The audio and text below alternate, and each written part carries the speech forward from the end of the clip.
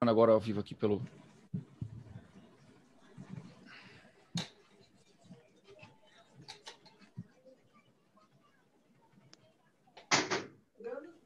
Oi.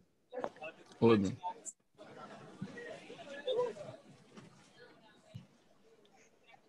Isso aqui vai dar um eco aqui, né? Pronto.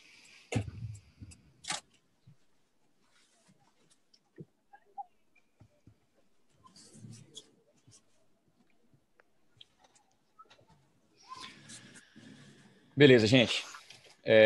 Boa noite para todos. A gente está entrando ao vivo agora com o Sérgio Olá e o Bruno Álvaro para fazer um webinar sobre a escalada e poda em altura voltada para implementação e o manejo de SAFs.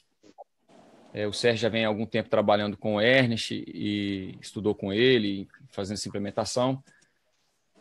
Nos últimos meses, o Sérgio afinou uma relação com o Bruno, o Bruno é da área da escalada profissional, também trabalha com sistemas agroflorestais.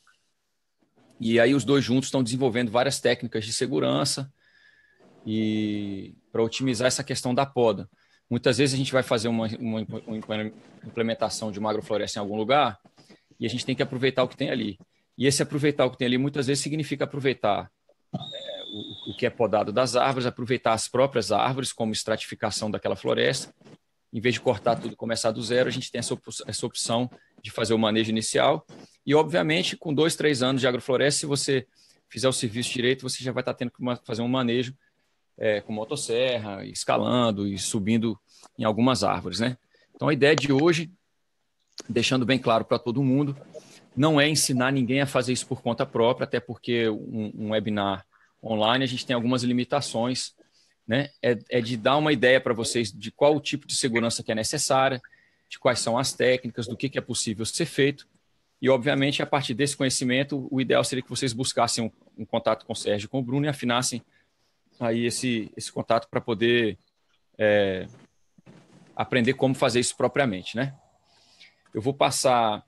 O Sérgio, você já tá num lugar aí que você pode... Já, acabei Legal. de estacionar.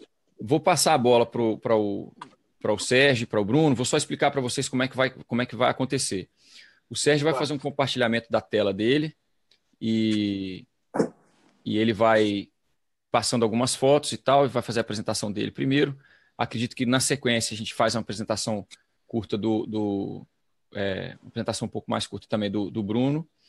E aí, depois disso, o que a gente vai fazer é abrir para as perguntas. Então, se vocês tiverem perguntas, vão mandando para mim no decorrer das apresentações, eu vou anotando as perguntas aqui, passo as perguntas para eles no final, e aí eu habilito o áudio de todo mundo para a gente poder fazer uma sessão de comentários no final e todo mundo interagir melhor.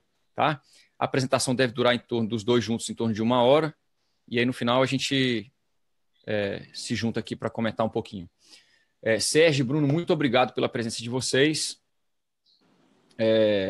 Eu acho de fundamental importância a gente compartilhar mais desse conhecimento aí, porque a gente está vivendo um momento onde a gente precisa mudar e a gente precisa mudar rápido.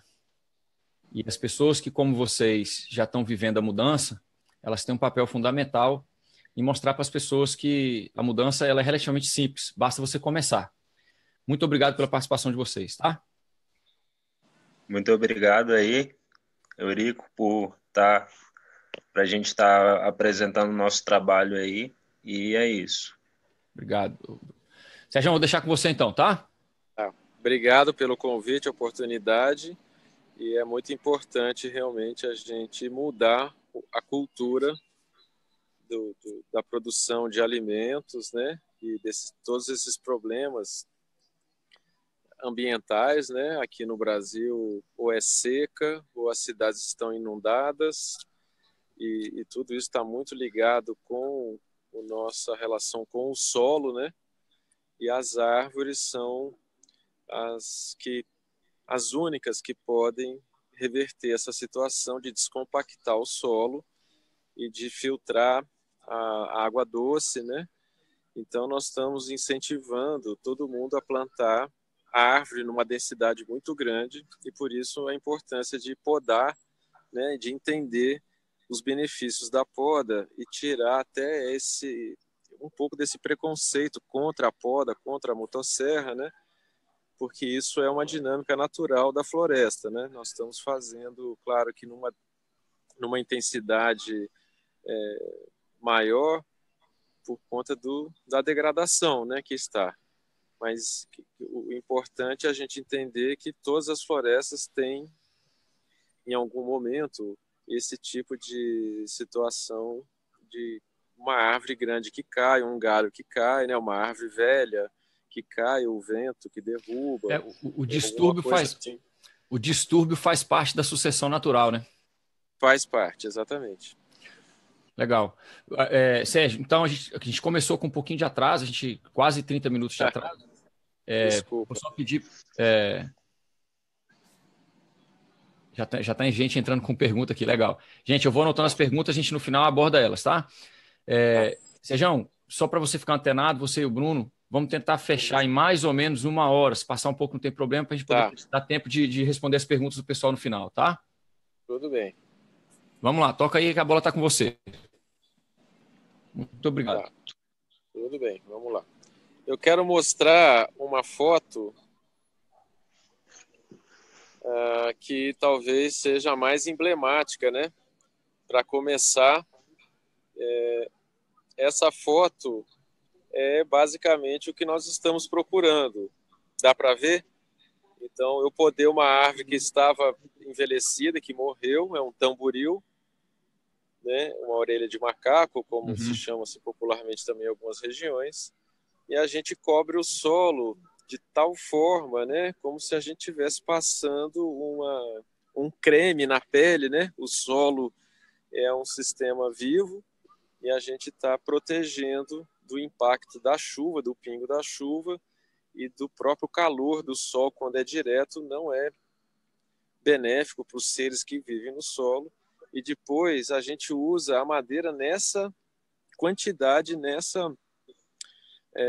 vamos colocar nesse tipo de agrupamento, assim, realmente muita madeira, né?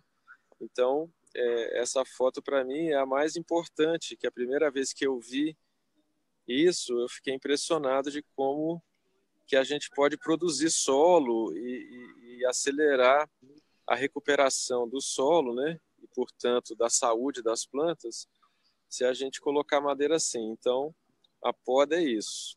Vamos passar aqui para uma outra foto.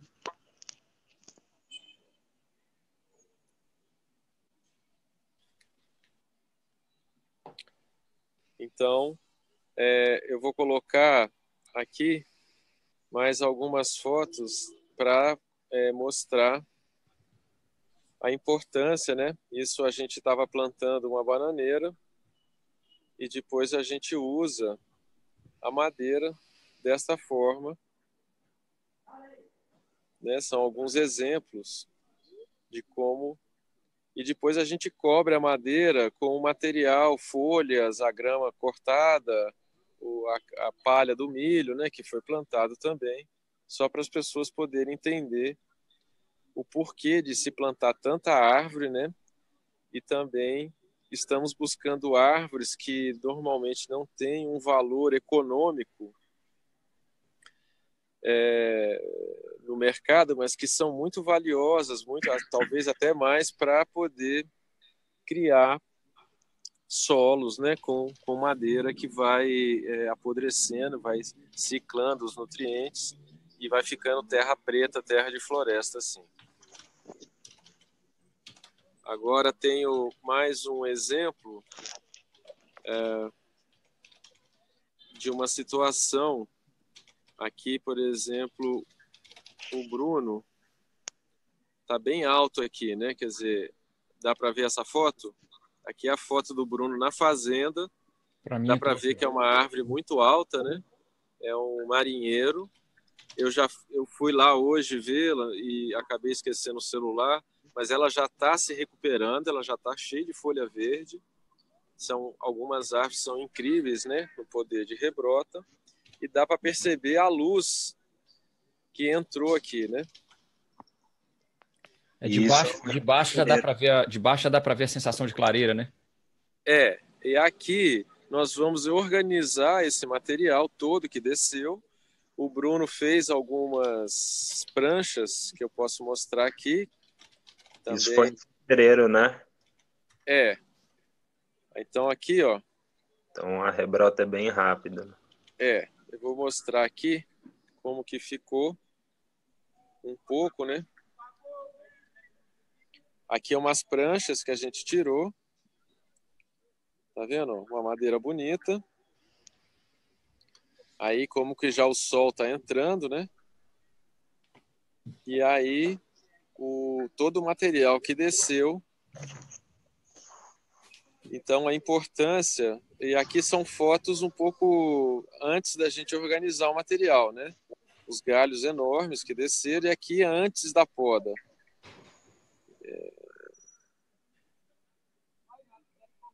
Então agora tem muita luz. Em alguns lugares que eu tenho observado, quando a gente poda, vem uma vegetação diferente a cada estágio sucessional, né? Aqui, por exemplo, subiu mamão, subiu outras plantas que nenhum tipo dessas ervas daninhas que a gente chama, né, de gramíneas. Aqui também é o Bruno, em outras situações, né, algumas situações de alunos que é bem alto, né? Você vê o tamanho da árvore, então dá para ver que ele está com equipamento de segurança, capacete, inclusive. Essa foto é em Portugal, era uma árvore bem grande também, o João me ajudou a podar. Aqui é o Bruno, né? De uma árvore lá em Brasília. Eu acho que era um angico, muito grande também. Quer dizer, nesse tipo de situação, se você não tiver bem equipado, você corre o risco de se machucar. E por isso que nós estamos estudando todo esse... Aqui é seu irmão, Eurico. Esse aí eu posso garantir que não tem juízo. Então, assim, são algumas fotos, né, ilustrando que quando a gente chega numa situação que não foi planejada, que é a maioria, né, agora que nós estamos entendendo isso, estamos fazendo os desenhos para facilitar, inclusive, o manejo da poda, a gente pode usar outras estratégias, inclusive tratores com elevadores, né? Que otimizaria o trabalho, seria menos custoso, vamos dizer assim, apesar do valor do trator, você poderia fazer uma área mais extensa, né? Para um cara que tem uma fazenda grande e tem recursos, nós estamos buscando alternativa, mas por enquanto nós estamos manejando áreas menores, né? Às vezes já tem uma árvore ali que pode ser podada e pode aproveitar o material e a rebrota dela. E é importante salientar que quando você faz uma poda bem feita e você entende como a árvore se comporta, existem mudanças significativas químicas e biológicas no solo, né? E todas as plantas que estão sob a influência dessa árvore maior, recebem, né, toda essa mudança química, né, que muitas vezes são antibióticos, cicatrizantes, são hormônios de crescimento para ela recuperar a copa. Então, a poda não é uma coisa ruim, assim, né, porque no começo é difícil de você entender tamanha devastação que a gente fez com a floresta, né? De uma pessoa que está podando. Por que você está fazendo isso, né? Já que você está plantando floresta, não estou entendendo, né? Então, eu acho que essa é a questão mais importante desse bate-papo aqui, de entender que a poda bem feita, as árvores até vivem mais tempo, né? Com mais saúde. Acho que não sei se perguntas ou o Bruno quer mostrar algumas fotos. É isso. com a poda, em todo esse contexto, né, de florestal, então a gente deve usar a tecnologia a favor dos EPIs, né, dos equipamentos de proteção individual, que como a gente trabalha com árvores muito altas, né, então é importante estar com todos eles em dia, né, e muito bem revisados, né, para não acontecer nenhum imprevisto, né. Eu Eu posso tô, estar... eu tô fazendo eu tô coletando as perguntas aqui para a gente fazer um pouquinho mais no final. Eu queria só dar uma contribuição também nesse sentido, que é o seguinte: existem várias pesquisas hoje que comprovam que as árvores elas se comunicam através da interação dos fungos pelo solo. E isso que o Sérgio está falando, em um linguajar mais técnico e específico, né? O que acontece é o seguinte: quando a floresta sobe, ela tem, dentre as várias informações que são compartilhadas, é compartilhado o tempo da sucessão ecológica. Então, se uma área atingiu a maturidade em uma situação degradada, ela precisa do estímulo para que as árvores mandem essa informação de rebroto, de crescimento, para que as outras plantas possam entender que chegou uma hora, teve um novo estímulo, que elas possam se desenvolver junto também.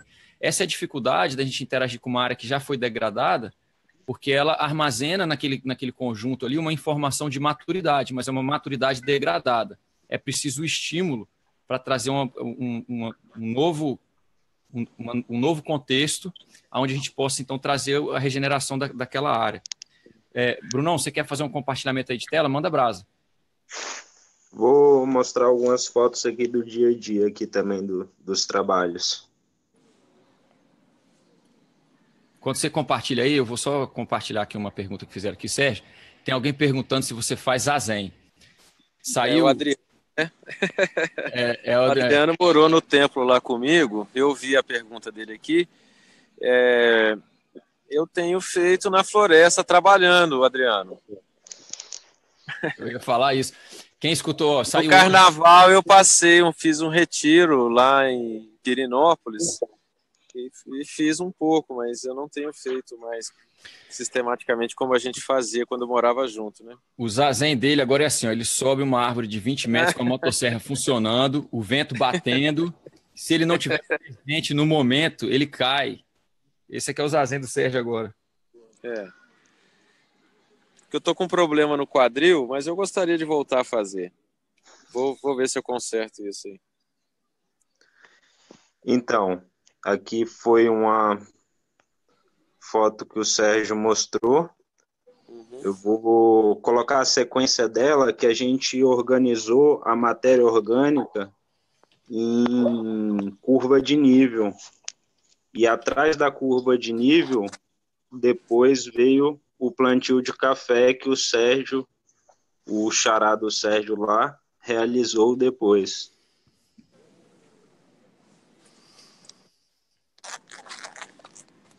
Calma aí que enquanto o Bruno solta a foto... aqui.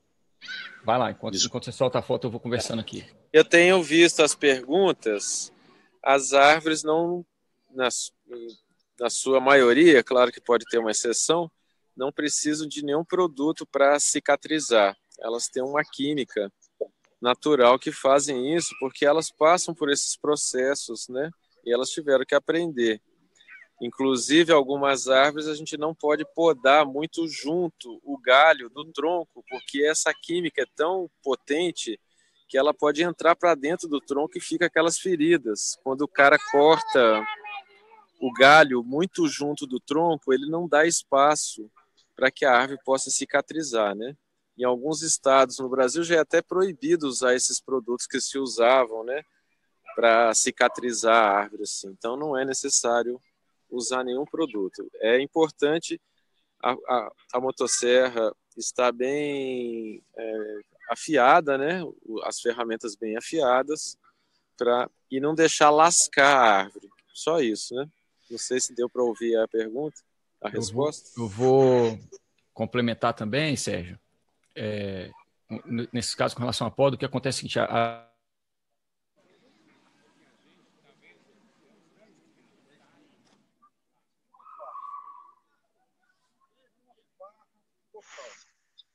Alô?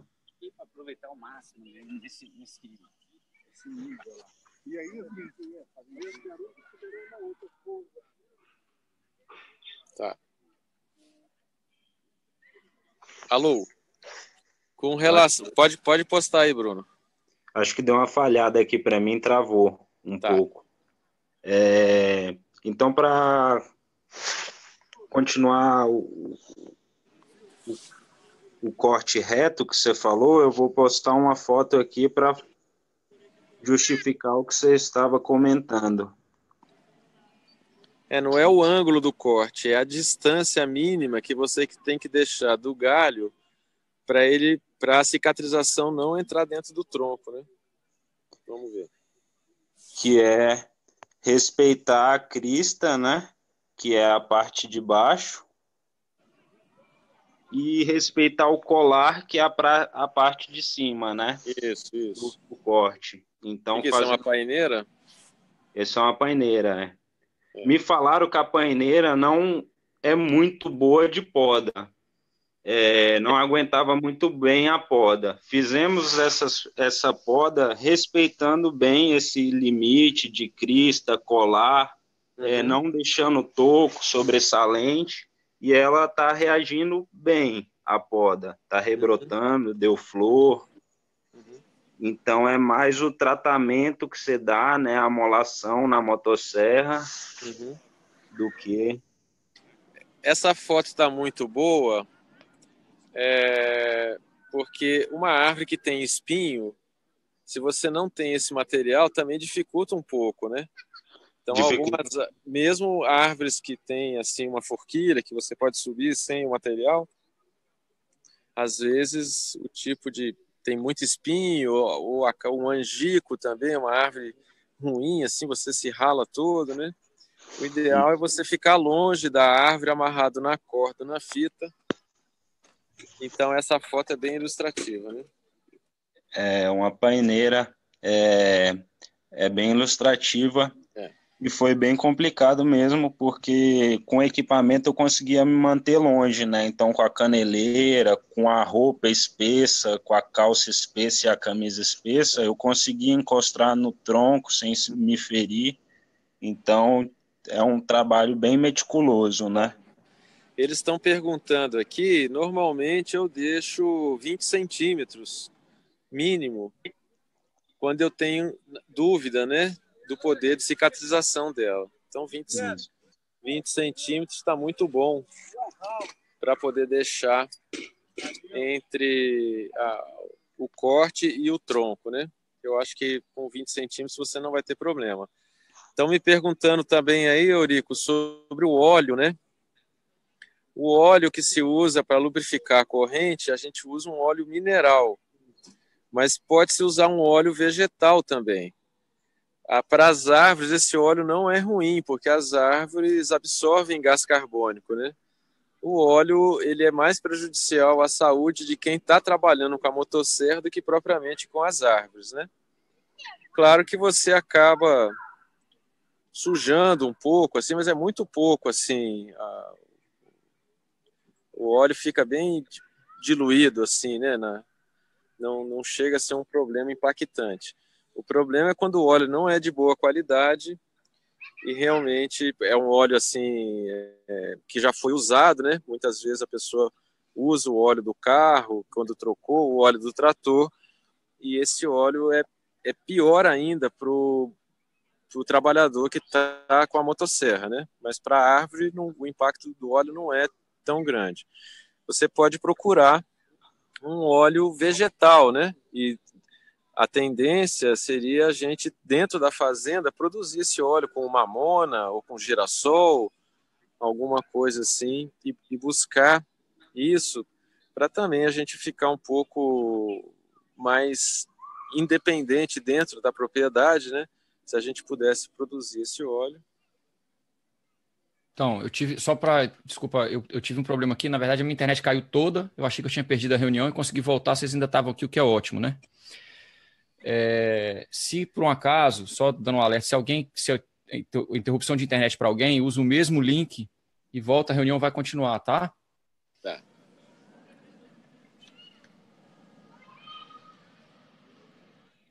eu tô reunindo aqui as perguntas.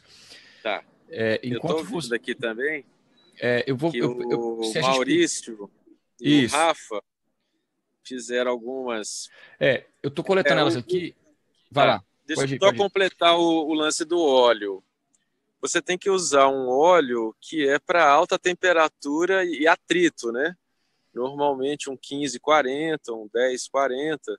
Se você usar um óleo para, por exemplo, uma caixa de marcha, ele não vai aguentar essa temperatura e essa pressão da corrente dentro do sabre da motosserra, né? Então, um óleo vegetal, ele teria que ter essa viscosidade parecida com esse 1540 mineral que a gente usa no carro, né? Hoje em dia já existem fabricantes aqui no Brasil que produzem óleo para motosserra, para corrente de motosserra. É um óleo mais barato e as fabricantes das motosserras vendem o óleo, mas 1 litro custa mais de R$20, né? O que inviabiliza. Se você for trabalhar muito, como eu trabalho com 2, 3 motosserras por dia e uso 5 litros de óleo de corrente, às vezes, no único dia, né, 6 horas trabalhando com 3 motosserras, se você for pagar R$20 o litro do óleo, ou 27, né, que é o óleo da Steel, aí fica um pouco caro. Então eu compro um óleo que é um óleo para corrente de motosserra, que é reciclado. Eles fizeram alguma coisa, a viscosidade é aquela. Então, a gente tem que procurar essas alternativas aí. Se você for podar uma árvore de vez em quando, aí pode comprar o óleo do fabricante. Mas se você for trabalhar intensamente, como eu venho fazendo, aí inviabiliza economicamente, às vezes, o processo, porque o óleo é muito caro, né?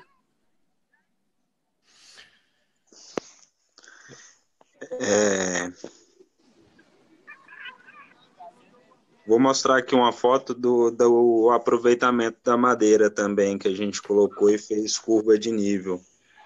Interessante vai enquanto você ajeita aí, Bruno. Enquanto o Bruno faz isso aí, gente, só para responder também outra pergunta, a vantagem da poda é que você tem a árvore viva, né? E você tem um rebroto dela no extrato certo dela, que pode ser um extrato médio, alto ou emergente. Porque tem uma pergunta aqui do Maurício: qual a vantagem de podar a árvore na altura, ao invés de podar ela embaixo, onde seria mais fácil?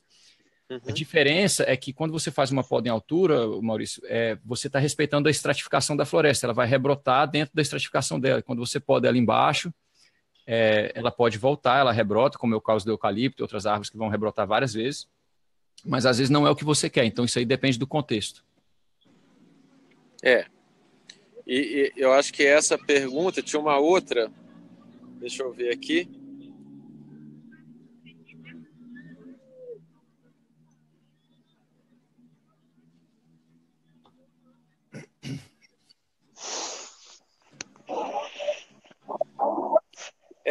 A gente usa um fio, né, de nylon de pesca com um peso, depois passa um cordelete, que é uma corda mais fina, que seria parecido com esse cadarço de sapato, e depois a gente passa uma corda mais grossa, que é a corda que a gente sobe. Eu subo com uma de 10,5 milímetros, né, estática.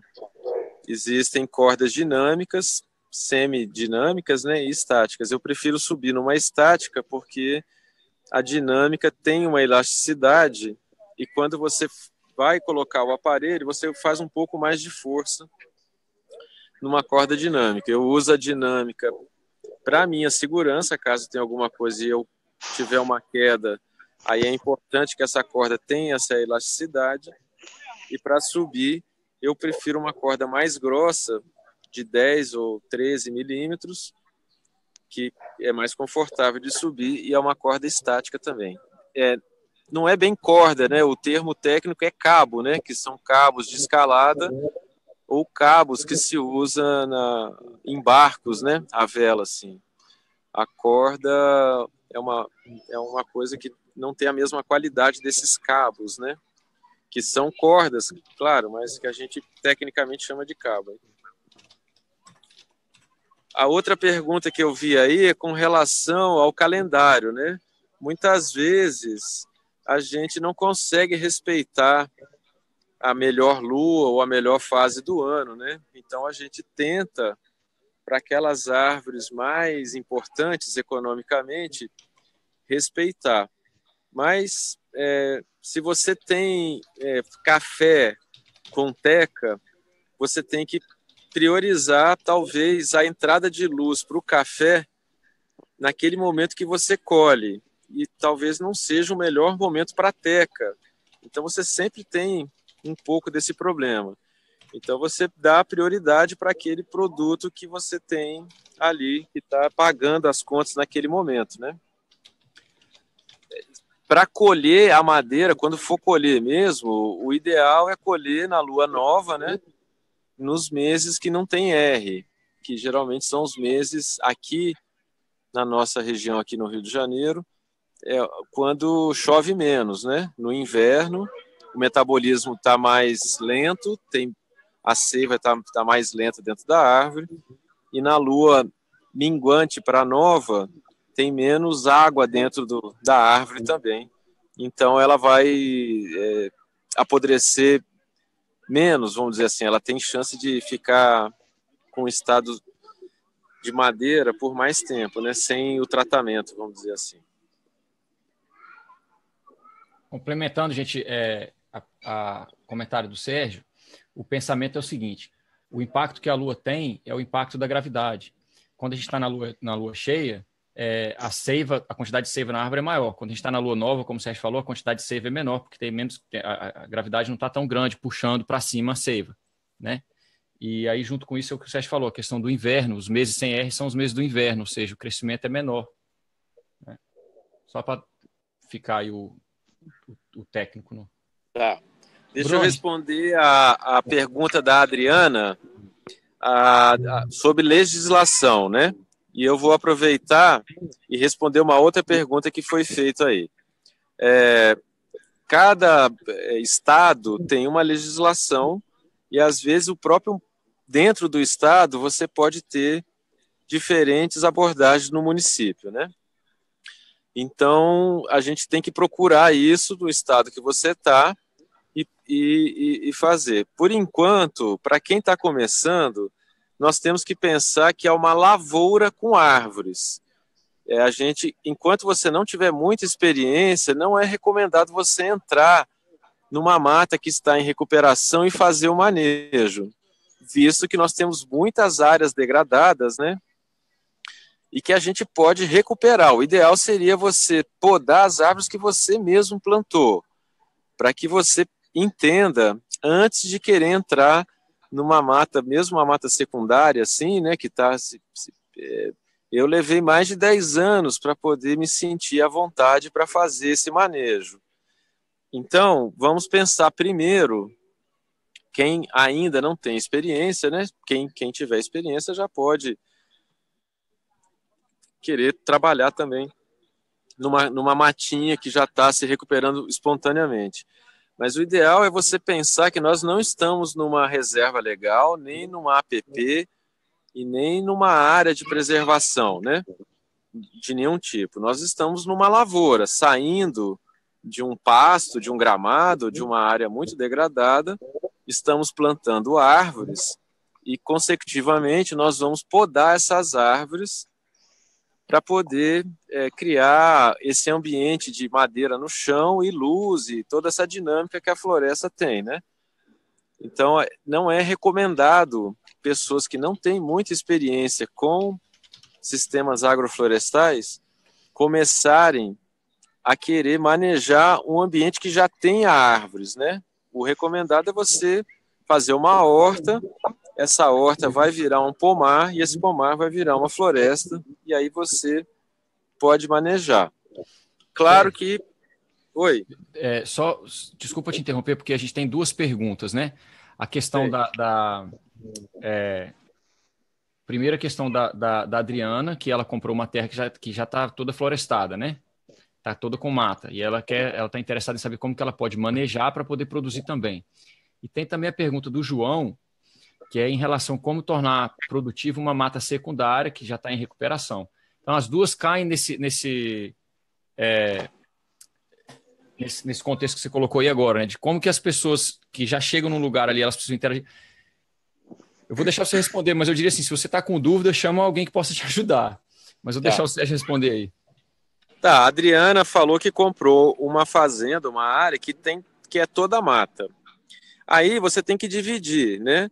Se, por exemplo, no Mato Grosso, eu não sei qual é o percentual, mas aqui na região sudeste, normalmente você tem que ter 20% de APP, mais a mata ciliar, e mais a mina d'água, e mais algumas coisas, assim, se tiver morro, né? Se você comprou 10 hectares e todo ele é de mata, ótimo, melhor ainda. Você faz a sua reserva legal, faz a sua APP, e você pega e pede um manejo agroflorestal, uma licença para você poder trabalhar naquela área que vai se tornar uma área agrícola de agrofloresta. Eu acho que é uma maneira da gente driblar um pouco essa questão que as leis ainda não estão adaptadas para entender esse novo movimento, né? As leis estão caminhando um pouco, assim, estão se modificando, mas ainda falta bastante discussão sobre isso. E também que você pegue uma área assim, aquela piorzinha que você tiver, e que você procure fazer podas, né, sem derrubar tudo de uma vez, ou faça uma área pequena, né, 10 por 10 metros, e experimente. Eu acho ótimo quando está tudo com floresta, né? Mas você tem que tentar dividir a propriedade, o que é reserva legal, o que é APP, o que é mina d'água, o que é isso, o que é aquilo, e você separa aquele pedacinho para a sua lavoura. E você tem que pedir uma permissão, algum tipo de manejo florestal do seu município. Você tem que procurar o órgão, né, responsável por isso. Sérgio, posso dar um contexto com relação a isso daí? Pode. A gente, na fazenda que é da minha família no Brasil, é a Fazenda Bela, né? A gente passou por uma experiência parecida, tá? O que acontece? O que você tem que o Sérgio está falando da questão da legislação é o seguinte: o que a gente tem de APP, área de proteção, a gente, por lei, não pode interagir com ela, a gente não pode fazer poda lá dentro, não pode extrair nada. E isso atrapalha muito, porque muitas vezes a gente quer manejar uma área que a gente está recuperando. Mas a legislação, ela parte do princípio que toda e qualquer interação humana em determinadas áreas, ela tem um impacto negativo. E com o conhecimento de agrofloresta, de pessoas como o Sérgio, enfim, o Bruno aí e outras pessoas que estão trabalhando com sistemas agroflorestais, a gente sabe que a gente pode recuperar e manejar ao mesmo tempo. Então, na Fazenda Bela, o que a gente fez, a gente escolheu não declarar como APP algumas áreas e fazer isso que o Sérgio está falando. A gente escolheu áreas que estavam degradadas, que precisavam ser recuperadas, mas ao invés de pedir ajuda e mudas e declarar aquilo como APP, a gente está fazendo com a agricultura sintrópica, porque é uma lavoura em sistema agroflorestal que nós mesmos criamos, então a gente pode manejar. Se você declara como APP e você tiver inspetores no lugar, eles podem sim te perturbar com isso. Pois é. Depois tem uma pergunta aqui, que tem uma pessoa aqui que tem eucalipto e pinhos. E pinhos, né? É a Mônica. Isso. Então, nessa área, o eucalipto, que é considerado uma árvore exótica, você pode manejar. Diferente de uma árvore que é nativa. Tem essa questão também, né? Você tem que pegar e olhar se essa recuperação tem só nativas ou se tem exóticas, né?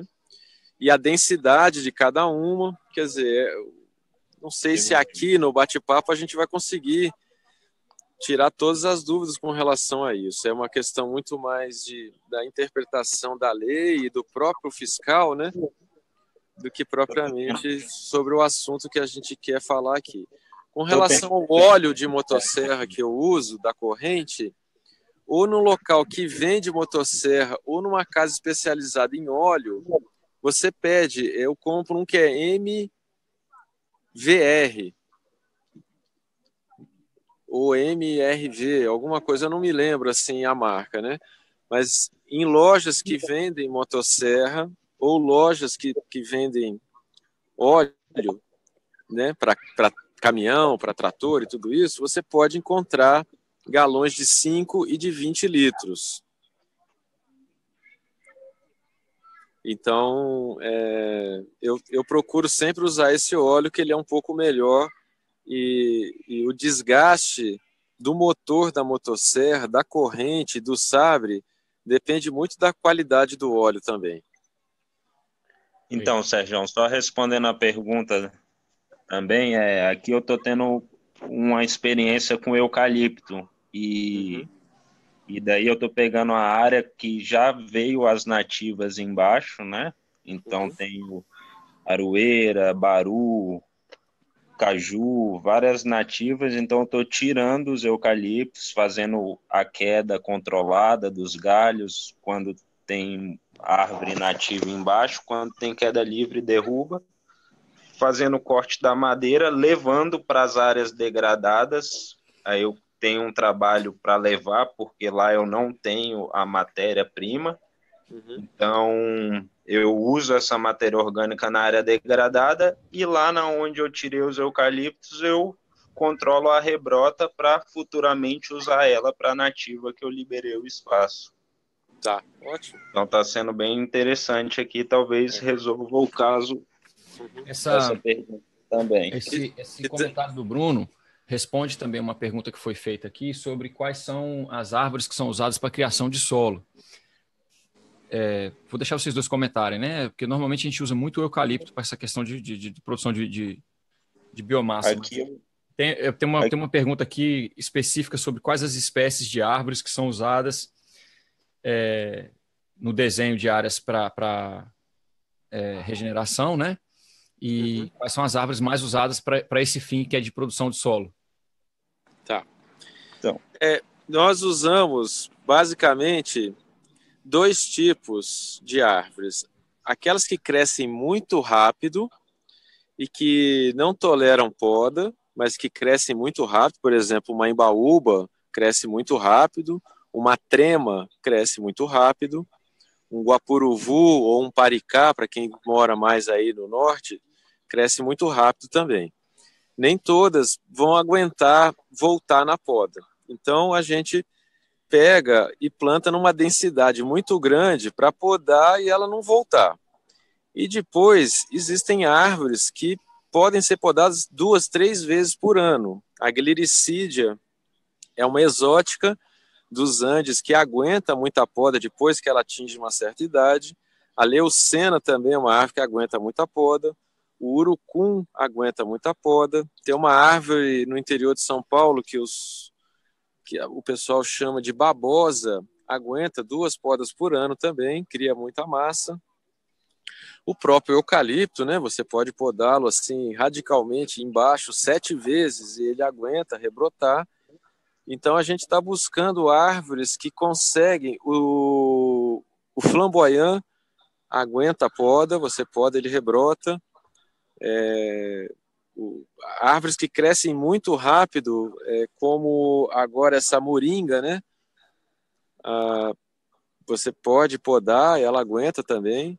Então nós estamos buscando essas árvores que podem fazer um serviço incrível no solo e que geram muita matéria orgânica e que, se ela puder rebrotar, você tem ela como companheira durante alguns anos, né? A gliricídia há mais de 10 anos que está sendo podada. Claro que chega uma hora que ela sente, fica ruim e tal, mas... E outras árvores você coloca para manter ela numa estrutura que você não pode podar ela radicalmente, né? Por exemplo, o ingá não gosta que você pode todas as folhas, todos os galhos, né? Você tem que deixar um pouco. O próprio tamboril, ele aguenta bastante, mas ele gosta que você deixe um pouquinho também da copa, assim. Então, não tem uma regra, você tem que ir conhecendo cada árvore da sua região, né? Desculpa, é que eu estou na praça aqui. Tranquilo. Quanto mais biodiversidade, melhor. Você pode buscar, inclusive, biodiversidade do próprio eucalipto, né? Que existem mais de 200 aqui no Brasil que são plantados. Existem eucaliptos que são menos exigentes em solo, em água. Alguns são mais exigentes, né? Então, você tem que tentar compreender o estado que está a sucessão natural, né? O estado de degradação ou de recuperação daquela área, e você usa aquelas. Então, uma lista rapidinho: Imbaúba, Trema, Tamboril, Guapuruvu, para quem está aqui na Mata Atlântica, né, que são as nativas, Urucum, e você tem essas exóticas que são fantásticas, que podem, se a pessoa não tiver o problema, né, com essa coisa delas, a leucena, a gliricídia. No caso, Sérgio, desculpa. O próprio eucalipto, né? No caso a Mônica está fazendo a pergunta, né? Que ela disse assim, os eucaliptos eu posso cortar. Pode. Ela falando assim, não sei em que altura. O eucalipto, enfim, vou deixar para o Sérgio, mas assim, normalmente quando você está na fase de crescimento dele, você faz a saia para ele ficar no extrato dele certo. Depois de alguns anos, você faz a poda apical para ele poder engrossar, Mônica. Mas eu vou deixar o Sérgio comentar aí, porque é isso que ele está falando. E só com relação às árvores que fixam nitrogênio, que é o caso da gliricídia, da leucênia e de algumas outras, da acácia e tal, a fase que você poda ela, você concentra mais ou menos nitrogênio na cobertura do solo. É uma outra informação legal aí para quem está manejando árvores que fixam nitrogênio também. Eu posso mostrar um eucalipto que eu estou podando lá? Na fazenda? A aula é sua, maestro. Então vamos lá. Ah, não, esse aqui é um café com teca lá na Fazenda São Luís, ó. A gente colheu o café e podou, e olha como é que fica o chão, né? Não sei se dá para ver as duas ruas de café. Nós tiramos essa rabo de peixe, que é uma palmeira, que já não tinha mais uma função dentro do sistema lá, para o segundo, o Rodrigo, que é o proprietário. Deixa eu ver se eu acho a foto do eucalipto. Espera um pouquinho. Enquanto você está nessa pergunta também, Sérgio, só para você responder uma outra depois, tem uma pessoa que perguntou aqui a diferença de manejo de área plana para área íngreme. Certo. Muito boa a pergunta. Numa área íngreme, quando você tem uma situação como essa aqui, por exemplo, que está lavado, aí eu peguei os eucaliptos que estavam do outro lado e coloquei eles no sentido para segurar e diminuir a velocidade da água. Dá para ver? A gente consegue ver os eucaliptos no chão. Eu não consigo, pela imagem aqui, eu não consigo ver qual a inclinação do terreno. Não é muito inclinado, mas o morro estava... que isso aqui é uma tentativa, o reflorestamento do antigo profissional, antes de eu chegar na fazenda. Essa área aqui tem mais de 3 anos que essas árvores foram plantadas. E eu fui convidado porque o morro estava caindo, né? A água estava escorrendo. Então, o que eu fiz? Eu trouxe uns eucaliptos que estavam velhos, assim, abandonados. Eu coloquei eles no sentido transversal ao declive, né? Para que a água diminuísse. E eu plantei muito capim, muitas outras árvores de semente, para poder aumentar a biomassa e cobrir o solo antes de pensar em árvores, porque ele usou as árvores que não são aquelas que produzem biomassa, que não são aquelas que produzem solo, né?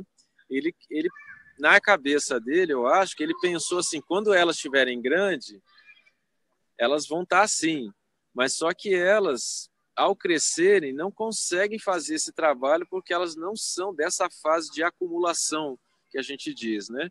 Ele colocou árvores que são de uma fase já de uma floresta mais madura, que tem muito mais recursos no solo.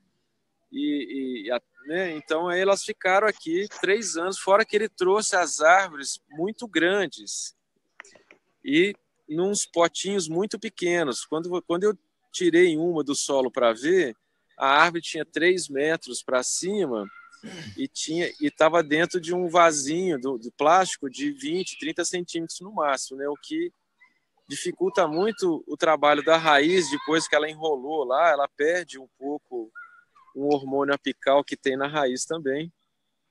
Então, esse reflorestamento aqui, que é uma coisa bem acadêmica ainda, infelizmente, não funciona, né? Por isso que a poda é muito importante.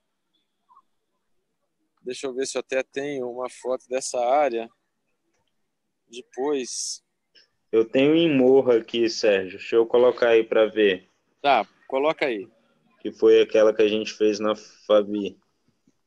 Eu vou comentar enquanto ele acha a foto lá. O Eduardo Teixeira perguntando aqui se a uva do Japão aguenta poda tranquilo. Eu não sei. Ela é maravilhosa. Ela é um cavalo, né? Você poda, 6 meses depois ela tá maior, hein? Eu vi lá em Friburgo. Eu usaria, principalmente em climas mais frios, assim, de mais altos, né? Então, essa foi em curva de nível, né? Então, a gente passou o A de nível, foi fazendo a curva no terreno, fazendo o furo e colocando os troncos e apoiando com estacas para ele não rolar morro abaixo, né? Boa. Que foi com o resto da poda que a gente abriu luz também no espaço, né? Com relação, gente, à questão do terreno íngreme e do terreno plano, todo o trabalho do Sérgio, só para voltar na questão da poda, né? Tem gente aqui ainda comentando a questão da poda. A sucessão natural da floresta, ela começa com as plantas que são melhores adaptadas para determinada região, temperatura, quantidade de água, etc, etc. Aquelas plantas têm um ciclo de vida, elas morrem e acumulam a matéria orgânica delas no solo, e aquilo enriquece aquele solo para outras plantas que têm outros tipos de necessidades que são menos exigentes nascerem, se desenvolverem e completarem esse ciclo. É o ciclo da sucessão natural. O que a poda faz é acelerar em muito essa questão. Então, você traz para o solo, enriquece o solo. O Maurício está perguntando qual fase podar para fixação de nitrogênio. As árvores que fixam nitrogênio, se você fizer uma poda quando ela está florindo, ela tem mais nitrogênio nas pontas, na folhagem e nas flores. Então, você vai concentrar mais nitrogênio na cobertura de solo, usando a poda dela para cobrir o solo. Se ela estiver na fase onde ela está com menos flor, né, ou seja, na fase onde ela está mandando energia para a raiz, e você faz a poda, nesse sentido, aí você vai estar acumulando mais nitrogênio no solo.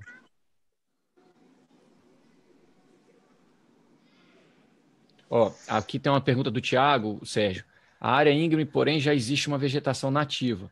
No local eu tenho predominantemente uns arbustos baixos, o cróton, e tem também a gurucaia, Santa Bárbara e uma planta que é considerada praga, o tal do amarelinho ou ipê de jardim. O solo é bastante pedregoso. Eu não entendi a pergunta, Tiago. Você quer saber como você quer saber como recuperar uma área íngreme que já tem vegetação? É isso?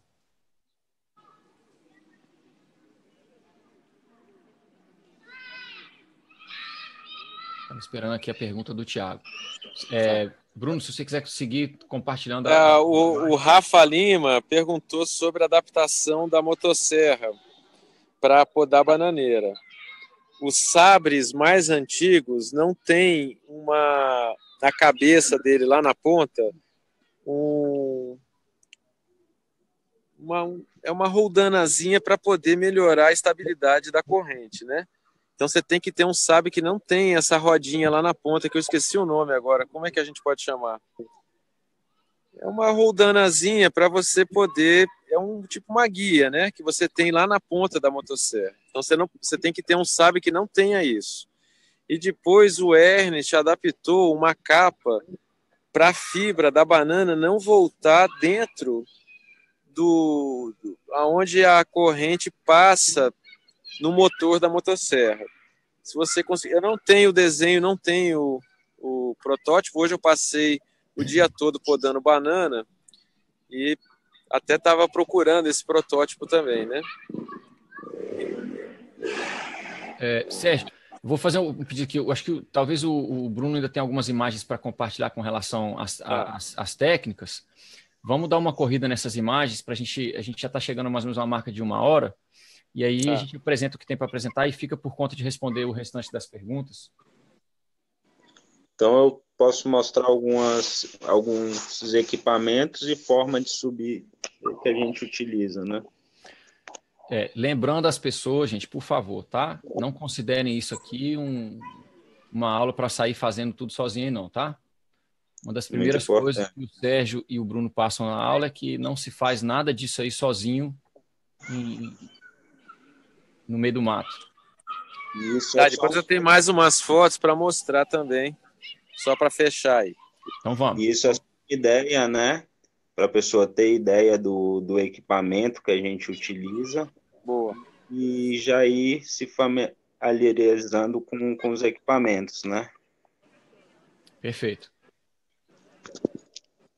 Então, isso aqui é a técnica que a gente usa, né, de ascensão, que no caso são 2 Gilmar, que a gente chama, que é esse equipamento de ascensão. E ali em cima tem um Prusic, que é um cordelete que a gente dá as voltinhas na corda e fica como backup. Então, o Sérgio utiliza essa forma de ascensão, que ele gosta mais, e eu prefiro usar uma que usa o outro para o equipamento que chama Grigri. E é esse. Eu vou comprar também, que o Grigri é melhor. O Grigri é esse aqui, que é essa forma de subir. Eu posso abrir um parênteses aí, Bruno? Pode sim. Eurico, até para comprar o material, é recomendado você estar perto de uma pessoa mais experiente ou participar de um curso, porque o material é relativamente caro, né? E você não comprar a mais e nenhum que não está adaptado à sua realidade e tudo, né?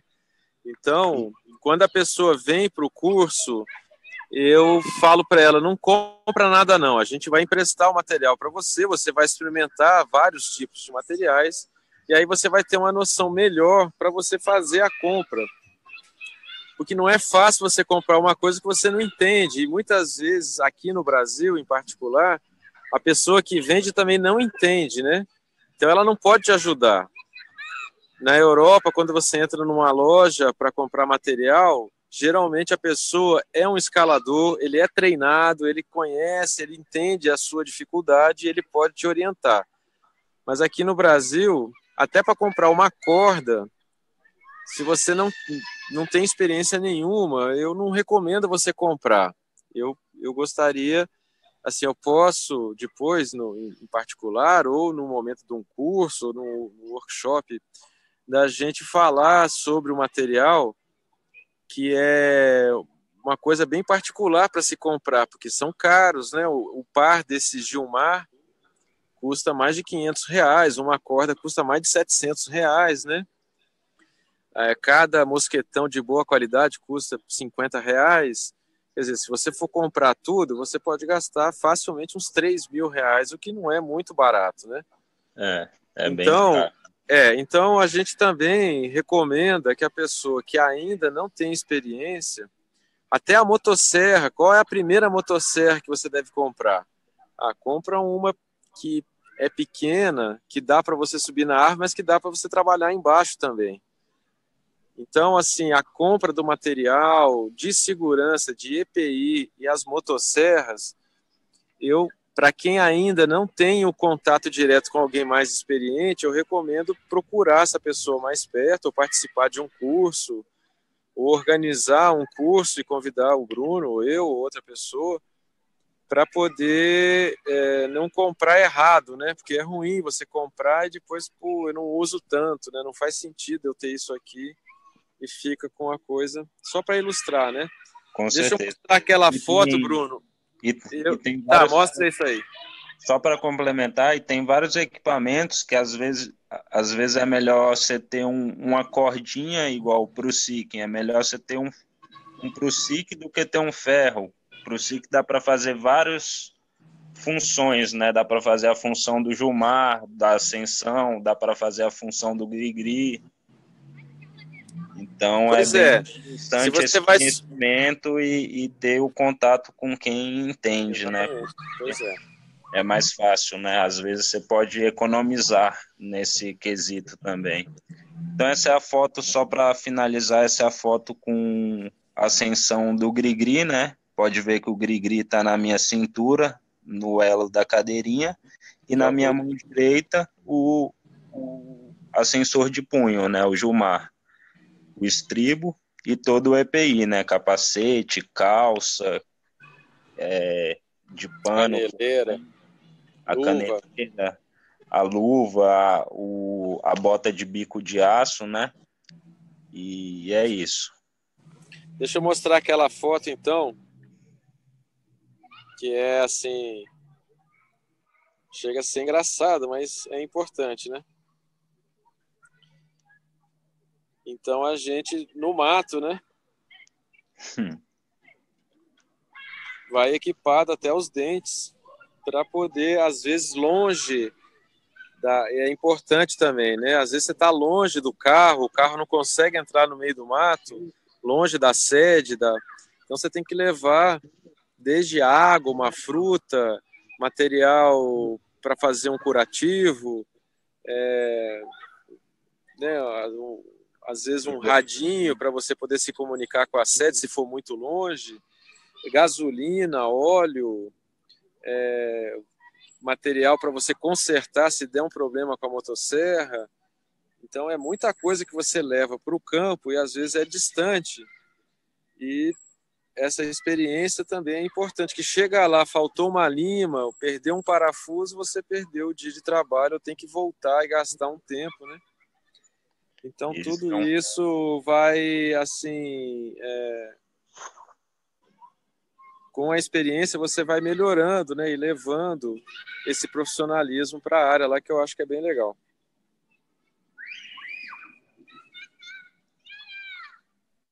E eu queria finalizar mostrando algumas árvores que são bem difíceis, que eu tirei lá na fazenda. Quer dizer, não tem árvore fácil, né?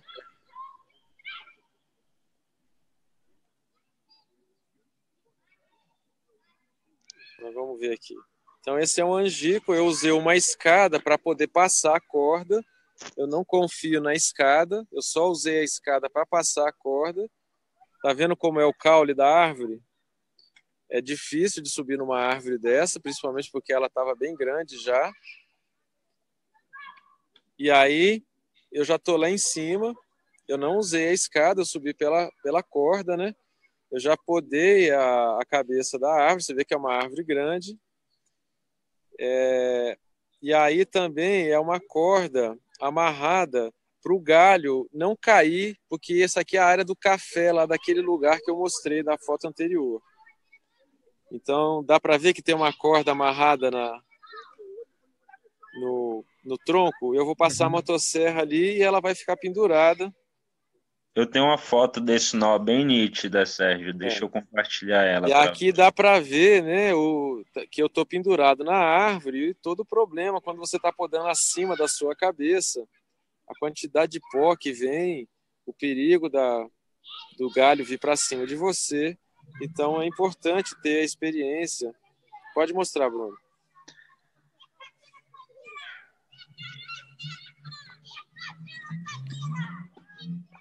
Então é esse nó que a gente usa, né? Que é o lá de guia para toco. Então tem ele com a polia, né? Que é para segurar o peso com freio, né? Que fica completa a visualização dele mais ou menos assim. Vamos ver, bota aí.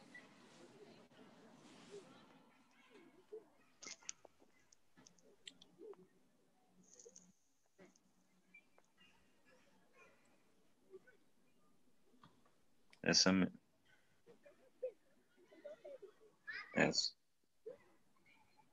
Então é isso.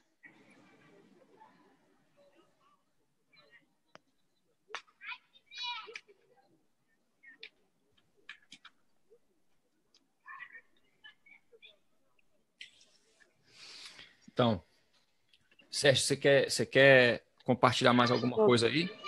Não, eu não sei se eu consegui responder a todos. O que é importante é nós vamos ter, quem quiser trabalhar com floresta produtiva, agrofloresta, né, agricultura sintrópica, vai ter que trabalhar com motosserra, que é a ferramenta que nós temos na atualidade, né? Se alguém inventar alguma coisa melhor, a gente também vai experimentar. A motosserra é muito perigoso, Não é Sérgio, um brinquedo. não, e o brasileiro tem mania de trabalhar com a motosserra sem equipamento de proteção. Isso é um absurdo. E depois, vamos plantar as árvores que nós vamos podar. Aí nós temos tempo de entender sucessão ecológica, entender todas essas questões ligadas ao solo, e dá tempo também de você fazer podas em árvores que são pequenas, que você vai estar no chão, depois você picar esse material. E nós estamos numa agricultura de processos, e nós estamos também num aprendizado que é um processo, né? Eu comprei a minha primeira motosserra, uma 170 da Steel, e fiquei 6 meses trabalhando no chão. Depois eu subi numa árvore e fazia cortes com um serrotezinho de mão, já com todo o material, até eu ganhar confiança. E a primeira árvore que eu usei, a motosserra, era uma árvore bem grande, que eu ficava dentro de uma forquilha, era um tamboril, né? Parecia bastante essas mangueiras antigas que a gente tem no quintal da nossa avó. Então eu não ficava pendurado num galho, né? Era um negócio assim que eu me sentia bem tranquilo, e ali eu fui me acostumando, porque quando você tira um galho de uma árvore, o peso desse galho está fazendo parte do equilíbrio da árvore. E quando você tira, a árvore balança muito também, né? E eu já vi gente cair na internet de umas maneiras bem grosseiras assim, né?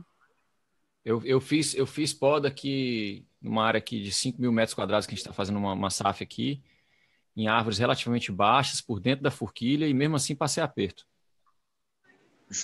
Eu tenho algumas perguntas aqui. Uhum. Tem uma pergunta do Rafa. Como vocês, ou os profissionais que querem trabalhar com podas, formam o preço? Por tempo, por árvore, por grau de dificuldade? E hoje, quanto custa em média esse serviço?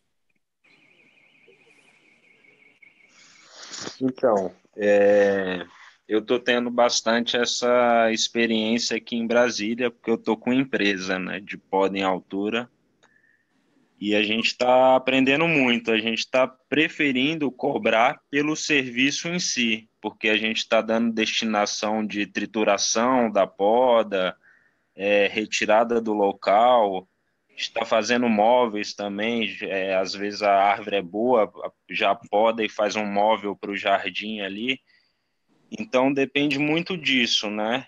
É uma base que a gente está lutando e aprendendo ainda, porque envolve muito risco, né?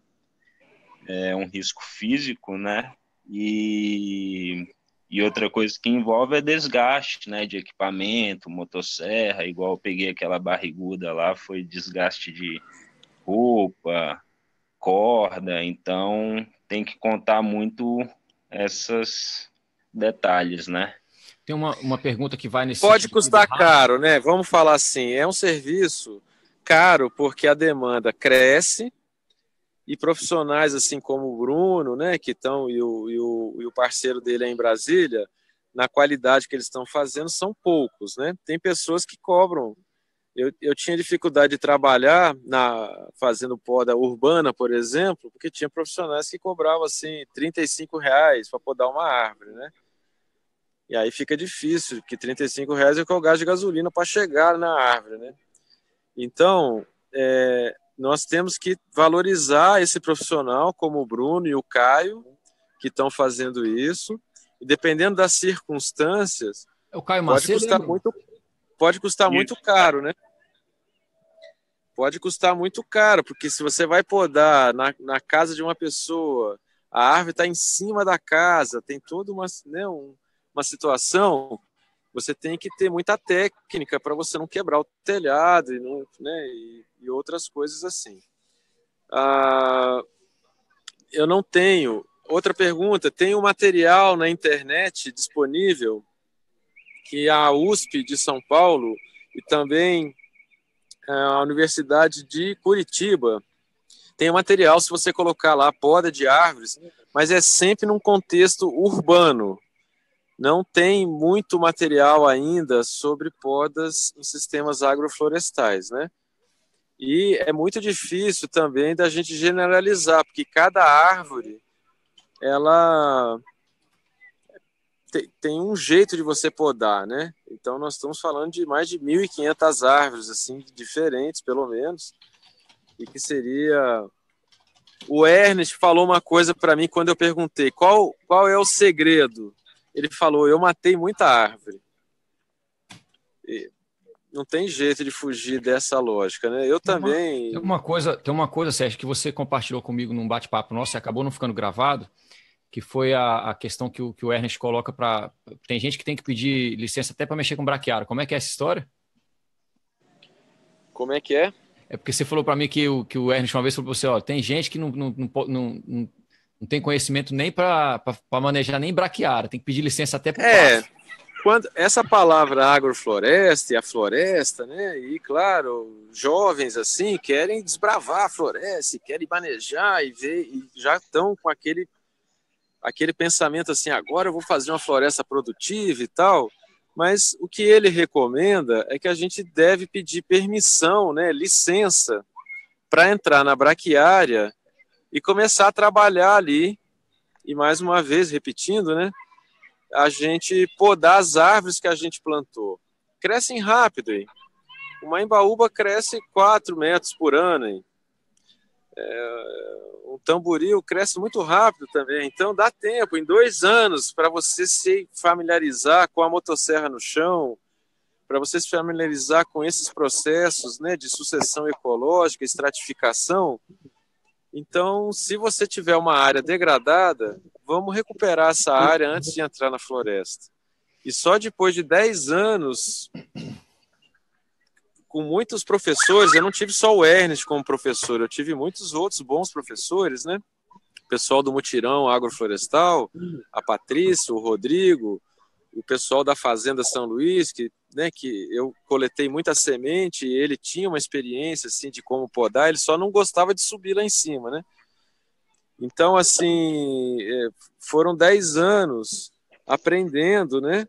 E só depois que eu saí da fazenda e me convidaram para fazer esse trabalho que eu estou fazendo agora, que eu me senti confiante, confortável de fazer um manejo numa área que eu tenho certeza que eu posso contribuir para melhorar, que é uma área muito envelhecida, com cipó, com umas árvores que já estão morrendo e tal, mas a recomendação é a gente aprender a plantar primeiro horta, pomar, né? Produzir matéria orgânica com capins, podar banana, podar capim, que também é muito importante, não é só árvore. E, naturalmente, esse trabalho vai mostrando o caminho para a gente subir nas árvores e podar depois. Foi esse o meu processo, né? Eu queria fazer algumas perguntas. Deixa eu só ajeitar aqui umas pessoas que eu estou deixando as pessoas poderem interagir aqui mais para o final, para a gente poder ter uma sessão aqui de feedback com o pessoal.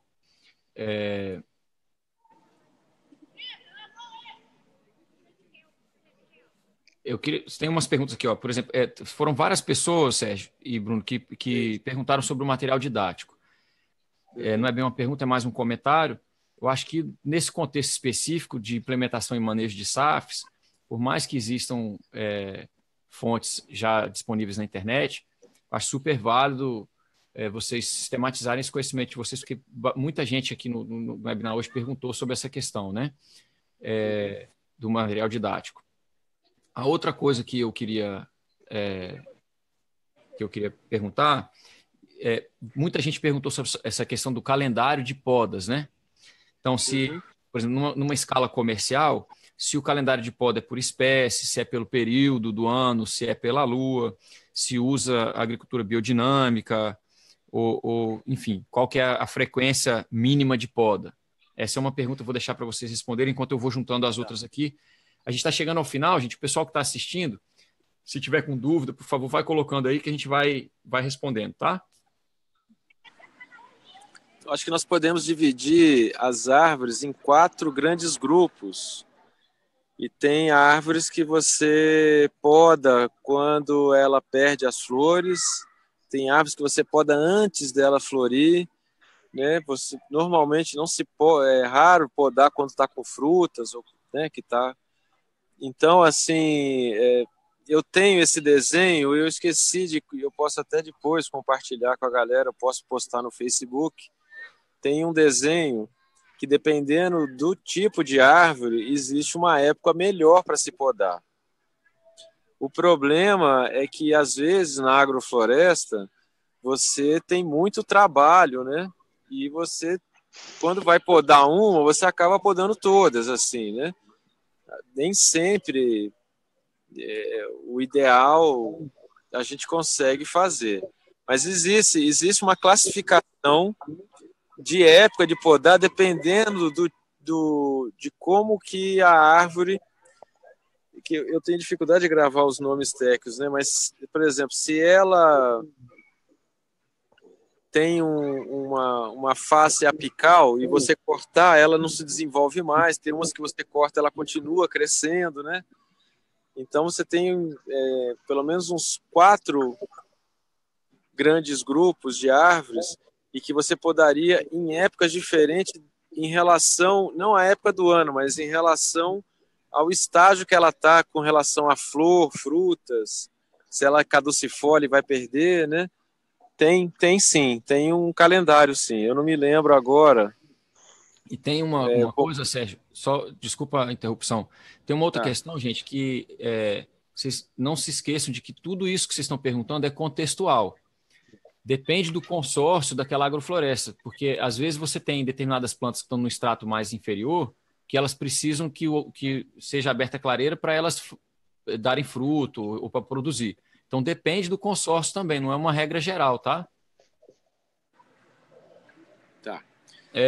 Outra pergunta, Sérgio, nesse sentido, tem aqui 2 perguntas. Se você tem algum profissional para indicar no sul do Brasil, na Serra Gaúcha, e se a figueira, a nativa e não a frutífera, também reage à poda.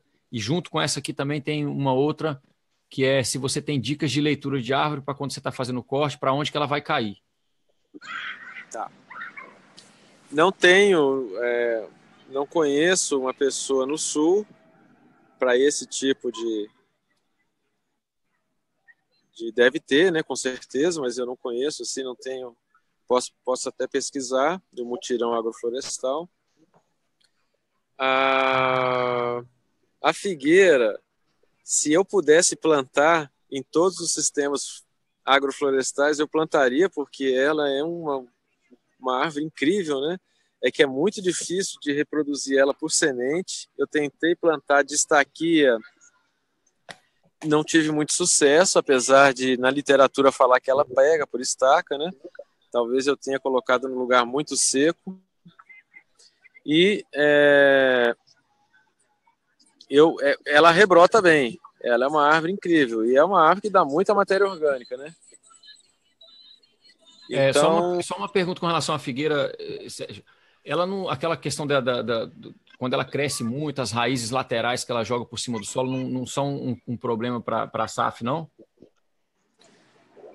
Eu gostaria de experimentar, né? Não, eu acho válido. Eu estou só perguntando porque é uma das críticas que as pessoas fazem com relação à figueira em outros ambientes, né? Aquela da chácara figueira, né? Uhum. Raiz muito... Gente, a gente está chegando ao final, só para vocês saberem. O João participou agora um pouquinho, já está todo mundo com o áudio habilitado. Se vocês quiserem entrar agora, fazer pergunta mais específica, fazer um comentário de feedback. Tenho mais uma pergunta para fazer, Sérgio. Com relação ao desenho de áreas mais comerciais, né? Todas as pessoas que eu tenho conversado e entrevistado, e todas a leitura que eu tenho nessa área, diz que, por mais que a gente tente fazer uma escala comercial, as áreas mais produtivas são as áreas relativamente menores e manejadas na escala humana. Né? Isso tem sido uma constante aí tanto na literatura quanto nas pessoas que eu tenho entrevistado para o programa. Uhum. Eu tenho uma pergunta com relação a isso. Quando a gente faz um desenho onde a gente usa o trator nas aleias, nesse caso, então, a gente está escolhendo não ter a produção de horticultura, né? Porque o transitar do trator nas aleias, ele vai acabar compactando aquele solo ali no meio, né? Você pode ter a horta dentro da fileira de árvores. E você passa, o trator seria um lugar onde você deixaria um capim, por exemplo, né? Então eu quero ter horta. O meu desenho é um capim que vai sustentar a horta, alimentar e irrigar a horta. E dentro, aonde eu não posso passar o trator, que seriam árvores com banana, por exemplo, eu estaria podando sistematicamente essas árvores para que fique luz, importante para a horta, né? E depois que eu roceio o capim, eu posso passar com o trator que o capim aguenta, um tratorzinho pequeno, né? E você planta a horta na leira das árvores. É possível. O João faz um pouco isso, né, mais ou menos. Eu já fiz isso, inclusive você pode ter hortaliças no verão aqui no Rio de Janeiro, que as chuvas são muito pesadas e é muito quente, e você tempera um pouco essa rua e não tira tudo, deixa um pouquinho, aquelas mais altas lá, que deixam passar a luz, mas que segura o pingo da chuva, por exemplo. E também você tem um solo mais bem estruturado, com raízes mais profundas, mesmo se chover muito, não encharque, não mela as folhas verdes, né, principalmente. Então eu recomendo você ter hortas. E nas aleias você pode ter uma cultura, por exemplo, uma soja, um milho com feijão, e você, depois que raspou, você joga esse material para cima da horta, né? Não sei se é essa a sua pergunta. Não era essa, porque exatamente, como que a gente pode fazer esse manejo mais mecanizado sem a compactação do solo, né? Difícil, né? Você tem que ter um trator de esteira pequeno, né, que seria o melhor, né? Existem tratorzinhos de esteira pequenos, ou mesmo o tratorito, existem uns mais levinhos assim, que também, às vezes, para você escoar a produção da hortaliça ou da banana, ou seja lá o que for, se as ruas são muito compridas, fica difícil você a pé, né, ficar carregando caixas de 40 quilos de banana. É impossível você não ter uma rua. E geralmente nessa rua, no meu desenho, eu coloco algum tipo de adubo verde ou de capim, né? Uhum. Tá. Não, fica interessante. E de novo, aquela questão do contexto, né? Depende do que a gente quer produzir para a gente poder fazer esse desenho e fazer o manejo, né? Vamos dar seguimento aqui para a gente poder fechar daqui a pouco, gente. Estou com uma pergunta da Lara, que ela ouviu falar da questão do hormônio específico que ocorre após a poda e numa árvore dentro do sistema agroflorestal, afetando o organismo florestal, entre aspas, como fala o Ernest, talvez tendo a ver com o rejuvenescimento da floresta, o pulso. Pode falar o que sabe sobre isso? Tá, os fungos, quando as raízes criam contato entre elas, os fungos criam uma coisa que eles chamam de hifa, e eles permitem que as raízes, as árvores, troquem informação, água, material, né, quer dizer, química, então, quando você poda uma árvore muito grande, você sente quase que no mesmo dia, eu tenho percebido isso cada vez mais, a influência da poda naquelas que você não podou. Existe realmente alguma coisa que acontece por baixo, né? Além da luz que aparece, do todo o material que você coloca no chão, essa árvore que foi podada, ela tem que se reorganizar quimicamente falando, e isso acaba disponibilizando esse material químico, água, informação, inclusive, né? Que elas têm essa coisa de uma mãe que cuida dos filhos, né? Uma senhora que já é uma senhora e cuida dos mais jovens, os fungos criam essa rede, tem material na internet já sobre isso. Pessoas que eu acho que no Canadá e na Alemanha estão estudando sobre isso. Tem um livro agora que esqueci o nome, As Árvores Falam, né? Comunicação entre Árvores, esqueci o nome, eu li, de um alemão, e que eles estão pesquisando. Ela, inclusive, colocou 8 mudas de árvores numa floresta no Canadá, e ela colocou isótopos diferentes em árvores, e no outro dia ela voltou, eles tinham trocado esse material. Então já está comprovado materialmente, né, que elas fazem isso. Eu não tenho dúvida, né, mas é só um feeling. Eu não posso... Elas liberam, Sérgio, tem uma literatura que explica isso aí também, com essa questão na troca química. A partir do momento que ela recebe o estímulo, né, de poda, que poderia ter acontecido antigamente com mamíferos de porte muito grande, com raios na floresta, o que seja, as árvores evoluíram de tal maneira que quando ela sofre um impacto desse muito forte, ela libera hormônio de crescimento. E essa comunicação que é feita pelos fungos, esse hormônio, ele é liberado para as outras árvores que estão em volta. Não é só isso, né? Isso é uma das coisas importantes que acontece, mas é muito mais complexo, assim. Cada vez mais a gente entende que é um negócio muito complexo, assim. Seria mais ou menos o que nós estamos fazendo aqui agora, né? Tem uma pessoa na Austrália, um no Rio de Janeiro, um em Brasília, um não sei aonde. Portugal, Costa Rica. Trocando fotos, informações, é um negócio muito mais complexo do que isso que nós estamos fazendo. Porque a vida no solo reage muito rápido a essas mudanças, sabe? Sérgio, uma pergunta importante aqui para você, que querendo saber quando que vai ter um curso de poda em Portugal. Acho que é só questão de entrar em contato com o Sérgio e levar ele lá. Tá. Não, eu estou indo para Portugal sexta-feira agora. Vou passar 40 dias em Portugal. E para o primeiro final de semana de junho vai ter um curso no Alentejo. Sobre isso, sobre poda e escalada, né? Tá. Eu vou me prontificar, Sérgio. Eu vou fazer um artigo no site sobre essa entrevista e disponibilizo esse vídeo junto com o artigo. Então, vou pegar com você e o Bruno as fotos que vocês mandaram, com a descrição das fotos para eu fazer as legendas, explicando o que são elas. Beleza. E eu coloco o artigo no site junto com o vídeo, que vai ficar disponível aqui no Facebook, e vou postar esse vídeo também no YouTube para que as pessoas possam acessar depois. Se vocês dois permitirem, eu posso compartilhar também nesse artigo os contatos de vocês. Eu faço isso sem problema. Tá? Eu quero mostrar uma última foto para mostrar uma situação de uma árvore que é muito grande e que, se você for podar com facão ou com serra de mão, né, então, assim, o caminho é uma jaqueira antiga, tá vendo? E ainda, né? Isso. Essa foto é bem legal, né?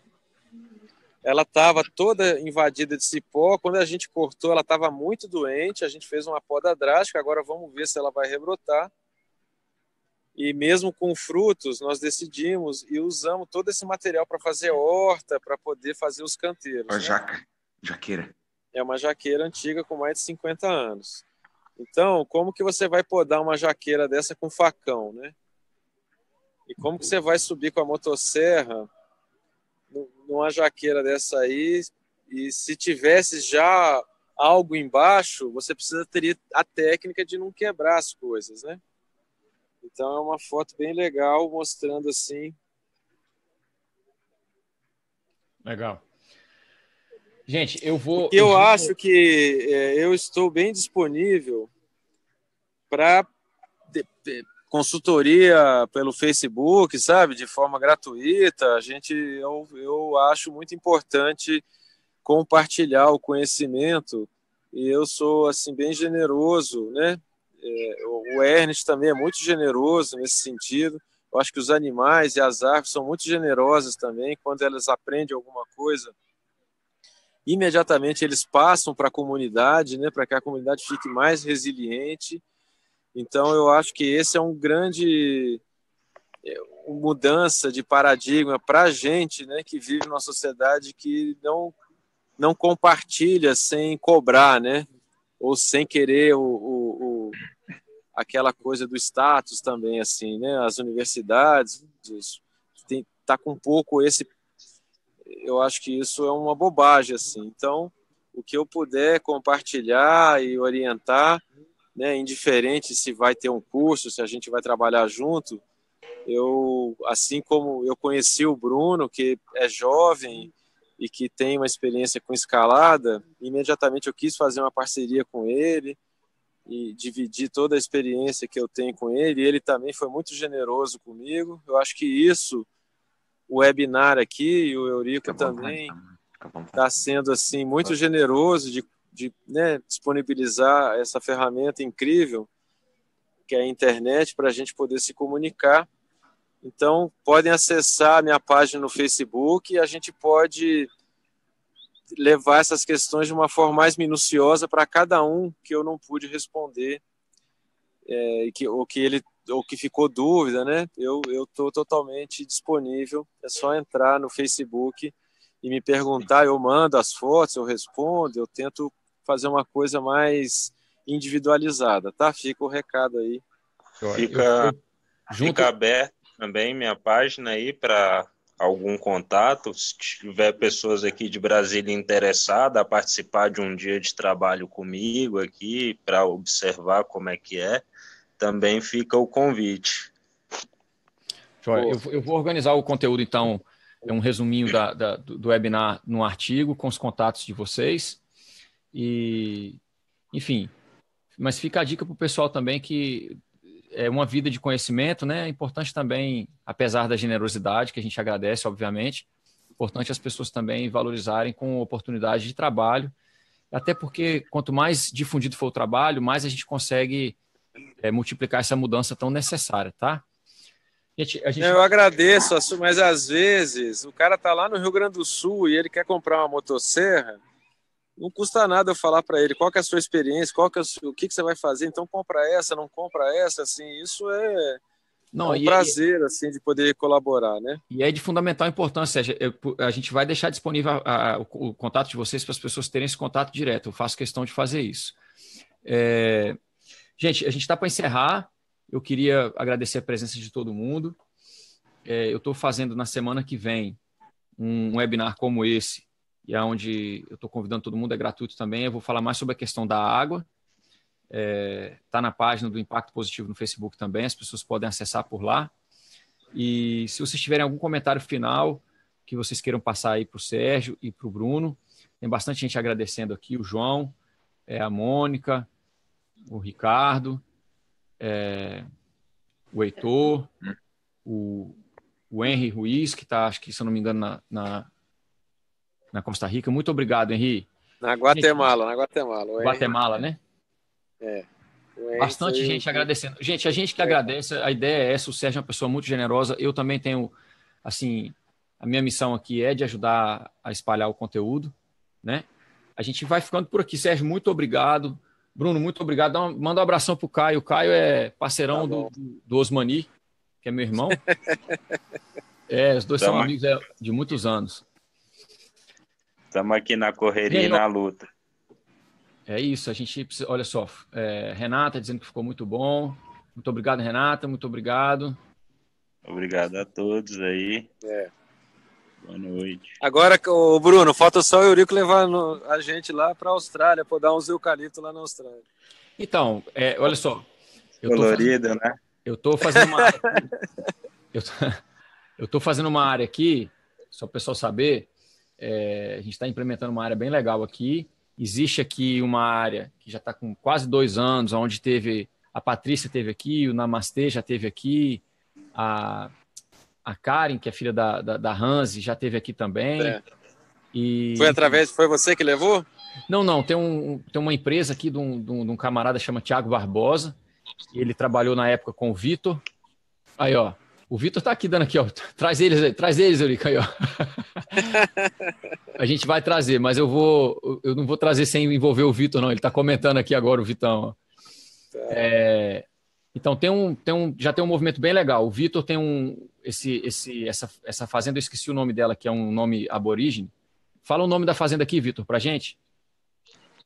Tem uma fazenda que é do Vitor e do Scott, que é um camarada australiano muito gente fina, e é o site mais antigo aqui da Austrália, que as pessoas têm usado para dar aula, e eles são super engajados, tanto o Vitor, quanto o Scott, quanto o Thiago. Tem um movimento já bastante, ele tá na Austrália, bastante desenvolvido. E eu estou começando uma área agora também, com 5.000 metros. Essa semana a gente está fazendo o desenho e escolhendo consórcio, etc. Então vai ter bastante lugar para quando vocês vierem nos visitar, vocês já vão ter bastante lugar para dar aula e podar. Beleza. Aqui, ó, o Vitor deu aqui, ó. Cara, não sei Cabala pronunciar. É isso aí, ainda bem que você pronunciou, porque... E foi o trabalho do Namastê da Patrícia foi legal aí? Foi bem aceito? Eles gostaram, pessoal? Não, foi muito bacana. Que é a terra do Bill Mollison, né? A gente tem que chegar devagar aí, que aí todo mundo já sabe tudo. Nada disso, cara. A gente está aprendendo. O Vitor esteve envolvido nesse processo, ele está aqui assistindo o webinar. Na época ele fazia parte da empresa que trouxe o pessoal, foi muito sucesso. Eles rodaram acho que 3 ou 4 cursos no decorrer de um mês ou um mês e pouquinho.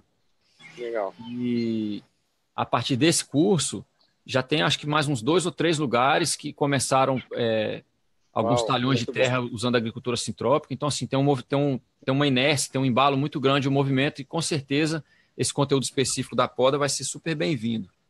Legal. Gente, eu vou encerrando por aqui, então. Queria agradecer a presença de todos. Vou disponibilizar aqui um artigozinho no site com os contatos e um resumo. Vou pegar com o Sérgio e o Bruno as fotos e a gente deixa lá disponível para vocês. Fica a dica aí de novo. O Sérgio está a partir da semana que vem está em Portugal, vai ter um curso lá. Fala para a Mônica entrar em contato comigo. Bom, eu tenho o contato dela. Eu tenho 3% de bateria aqui no meu celular. O Sérgio vai cair. A Mônica está pedindo um contato aqui. Mônica, organiza o curso que o Sérgio vai, né? Boa. 45 km de São Paulo. Gente, abração para todos. Vamos encerrando, tá? Eu vou disponibilizar tudo aqui. E na semana que vem, no mesmo horário, eu estou fazendo um webinar sobre a questão do manejo da água, tá? Mais especificamente sobre a água. Quem tiver interessado, passa na página do Impacto Positivo, faz a inscrição lá também. Joia? Boa. Um abração para todos. E o nosso bate-papo já foi para o ar?